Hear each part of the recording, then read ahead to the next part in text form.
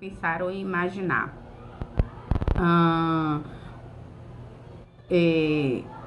O que chama a atenção nesse tema é algo realmente muito poderoso. Por quê? Porque ele vai além do que a gente imagina. Quando a gente para falar assim sobre o poder da autoavaliação, a gente acha assim que eu vou analisar só sobre a minha vida, eu vou analisar só sobre o meu momento, né? E esquece, e eu tenho o hábito de falar muito sobre responsabilidade. Esquece de trazer a responsabilidade para si. E quando a gente vai falar da autoavaliação, a gente tende, infelizmente, de não encarar com responsabilidade os nossos pontos, tanto fortes, fracos ou a melhorar. E trazemos sempre a palavra culpa. A culpa é do outro, por isso que eu não fiz. A culpa é do outro, por isso que eu não sou. A culpa é do outro, por isso que reticências. Então, mesmo fazendo a autoavaliação, a gente se sabota, a gente se esconde atrás das verdades. Porque quando a gente vai falar de autoavaliação, a gente está falando de reflexão, de refletir quem eu sou e por que eu não avancei, por que eu não cresci, por que eu não me desenvolvi, porque eu estou ainda presa e atrelada sobre o outro e não sobre mim. Mas eu tô fazendo uma autoavaliação e eu estou me avaliando. Você está realmente se avaliando? Você está realmente vendo quem você é? Quem você deixou de ser?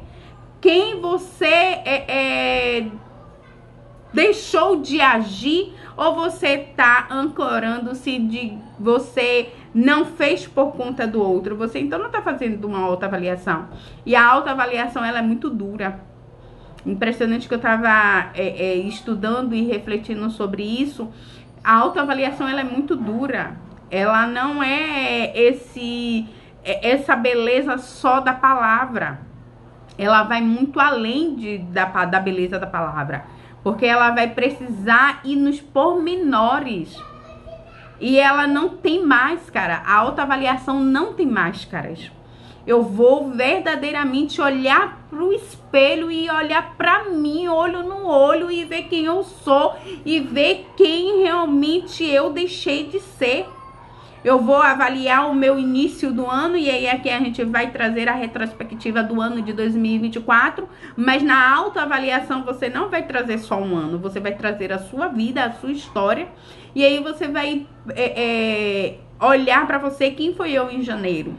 Quais foram as promessas que eu me fiz em janeiro? Que eu cuidaria mais de mim, que eu me amaria mais, que eu leria mais a Bíblia, que eu estaria envolvida mais nas coisas de Deus, que eu me disponibilizaria mais para o reino, para fazer as missões que o Senhor havia me convocado para fazer. Quem fui eu em janeiro? Aí quando eu cheguei em fevereiro, por que eu não fiz isso? Porque eu que não quis me dedicar, não assumir o compromisso, a responsabilidade, eu quem decidi ficar na cama um pouco até mais tarde, porque eu achava que eu merecia, ou eu vou trazer a culpa ao outro. Eu não fiz isso por causa do outro. E aí a gente sempre traz a responsabilidade, ou melhor, a culpa, para quem está mais próximo da gente, o nosso cônjuge e filhos, ou os nossos colegas de trabalho. A culpa foi do meu chefe.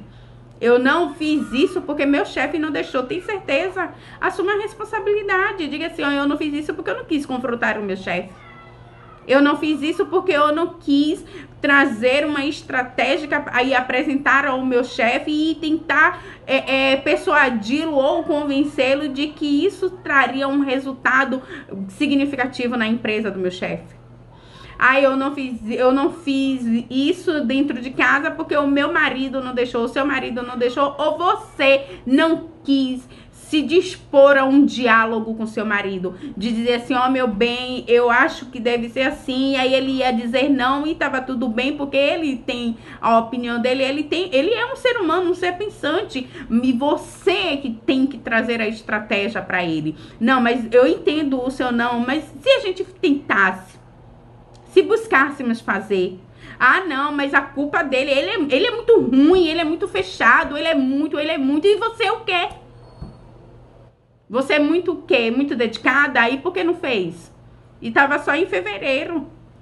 E quando chegou em março, eu não fiz isso porque eu tinha que levar meu filho para a escola, início de aula, e aquele corre, aquela agitação, então eu não fiz isso por causa de meu filho, por causa de seu filho, ou porque você não quis se debruçar e se dedicar a algo em especial para você, atrelando também ao seu filho.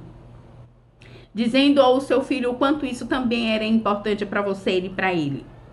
E aí veio o abril, quando chega em abril, entra as propostas, né? E aí começa a avaliar 4 meses do ano já se passaram e o que foi que eu fiz. Beleza, vamos lá, o que foi que você fez e o que você está ainda disposta a fazer. Ah, não, mas é porque já é 4 meses, já se passaram 4 meses já. Já tá vindo já o recesso do meio de ano, não vai dar tempo a você que não quer que tenha tempo. E foi muito importante nessa reflexão em mim, e foi pontos assim que verdadeiramente a gente entende que a gente tem um autossabotamento muito forte dentro da gente, e eu identifiquei isso dentro de mim, né? Porque a palavra de Deus, ela é tão real, tão verdadeira, quanto o que a gente está vivendo nesse momento. E quando ele diz assim que a palavra dele é espada afiada de 2 gumes, que primeiro corta cá para depois cortar lá, isso é fato, gente.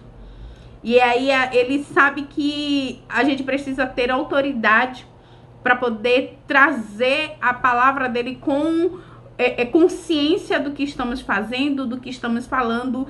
E aí eu disse assim, nossa, quantas vezes eu me autossabotei durante esse tempo todo. Quantas vezes eu busquei culpar ou atribuir responsabilidade ao outro, desde quando a responsabilidade estava na minha mão. Gente, eu podia ser sim essa pessoa lá atrás em abril.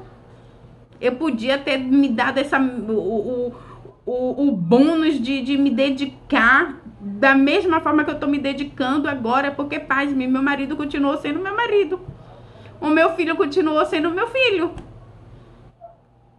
E porque agora eu consigo fazer e em abril eu não conseguia fazer? O erro estava no meu marido, estava no meu filho ou estava em mim? Estava no fato de eu ter que atender clientes ou estava em mim, que não estava sabendo organizar os meus horários, organizar o meu tempo? Que não estava sabendo como me desenvolver? Porque na autoavaliação você precisa fazer essa análise do seu autodesenvolvimento. Eu tô me desenvolvendo em quê, pra quê e por quê? Então, por que eu não me desenvolvi em abril, mas agora no final do ano, outubro, novembro, dezembro, eu consegui me desenvolver? Se eu tivesse feito isso como eu havia prometido lá em janeiro, em março, em abril, em maio, será que eu não estaria tendo agora a colheita do meu resultado? Por isso que a palavra de Deus vai nos ensinar que o que o homem semear, assim ele se fará. Ele não vai plantar uva para poder colher azeitona. Não. Ele vai plantar uva e vai colher uva. E se a uva vier doce, parabéns para ele. Mas se a uva vier azeda, foi parabéns para ele também, porque foi o que ele plantou. Se a azeitona tem caroço, parabéns para ele. Se a azeitona não tem caroço, parabéns para ele também. Foi o que ele quis. E foi o que eu quis. Eu plantei e eu tô colhendo. Eu não posso ser negligente em atribuir ao outro. Muito bem. E olha que interessante. É no autodesenvolvimento pessoal.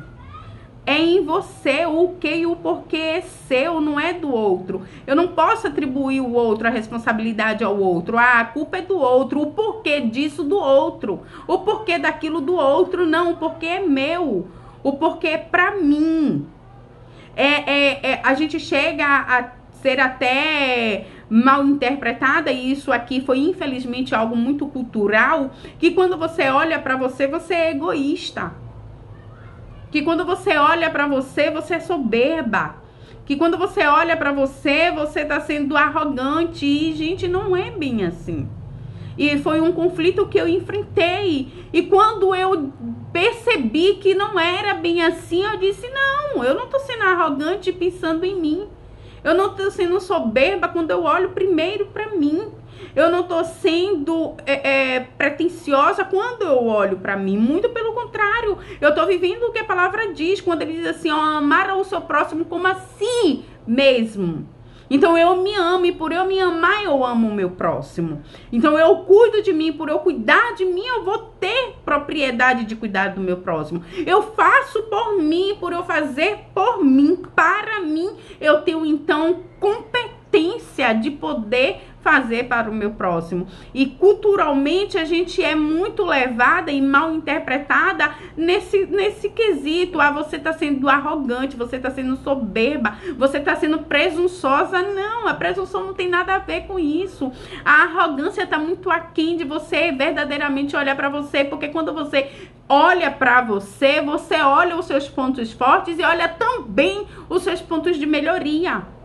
Quando você olha para você se elogiando, mas também se advertendo. Você consegue olhar para você e ver o quanto você cresceu e o quanto você ainda precisa crescer. E aqui é algo muito importante. Na autoavaliação, você não consegue fazer uma autoavaliação sem você dar risada, com vergonha e encabulação.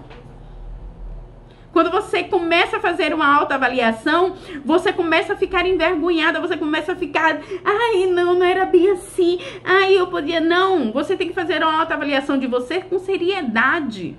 Porque se você não encara com seriedade os seus pontos que precisa melhorar e os seus pontos que já estão bons, você realmente nunca vai sair do lugar que você está.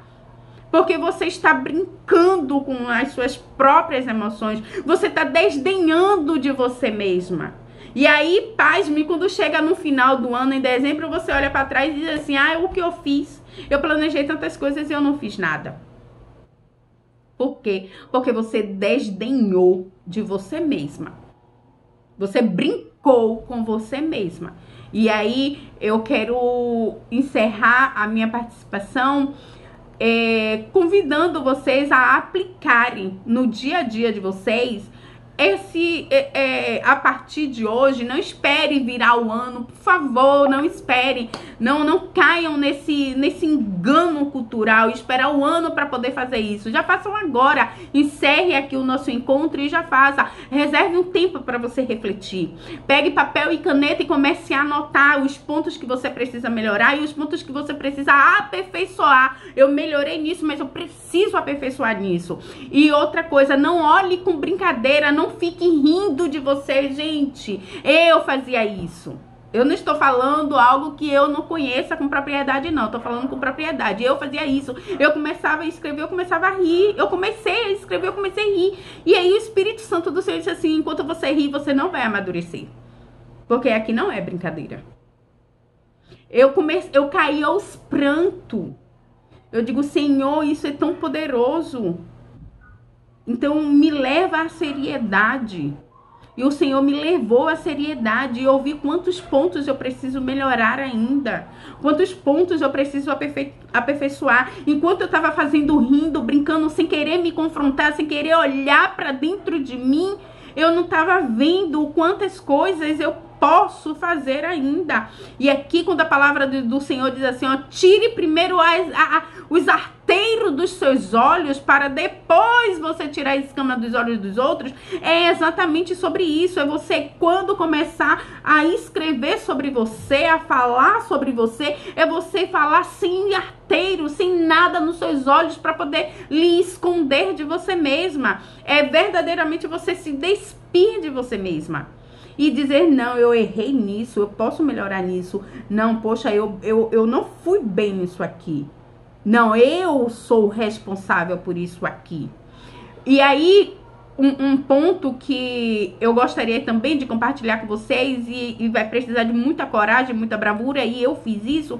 Escolha no mínimo 3 pessoas e peça um feedback, um retorno dessas 3 pessoas, de preferência aquelas que estão bem íntimas de vocês. E peça a eles com verdade, sem brincadeira também. Não, você é gente boa. Não, eu gosto de você. Não, eu quero verdade. Eu quero sinceridade. O que é que você acha de mim? O que é que você tem visto em mim? Isso é poderoso. Isso vai ser transformador. E não deixem virar o ano, não, gente. Comece a fazer a partir de agora. E aí, por último, reveja. Faça a lista dos argumentos dessa pessoa e da sua pessoa. Veja o que é que ele repete do que você já sabe, que você tem a consciência e que foram praticamente as mesmas palavras utilizadas, e monte uma estratégia agora para poder o ano de 2025 você vir já com uma nova perspectiva de vida, um novo planejamento e um novo comportamento, sobretudo e principalmente comportamento com Deus, comportamento com você, comportamento com a sua família, comportamento com o seu social, com o seu profissional.